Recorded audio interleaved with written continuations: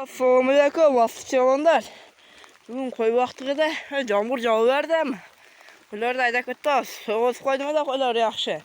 Suyu içirip nima qildim da faqat shunday yağmur quyuverdi ama. Ha, qozlarga bir bu beringizlarchi yağmurda. Bunday evde yağmurda janda qalib, g'ildisda qarmab olib kelajatqaning qarachi deybilar. Jönelle qaybaysinga deybi. Şu böyle yaxşı günlerini alıp hem üşüp kovayı biliyorduk. Kora ıstıgıla. Akşı kozu koçkorlar var. Saklap duran cazımızlar hemen.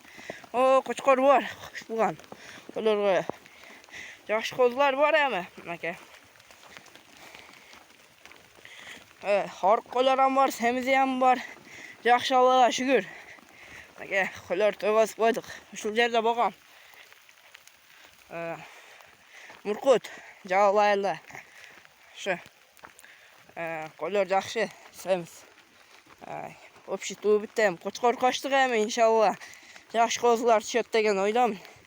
Şu kanalga katta like'dan basıp komentarlardan жазып qo'yasizlar. Yaxşı komentarlar yazыңызlar. Emne video basın komentarlarga ham жазып ketingizlar hemen.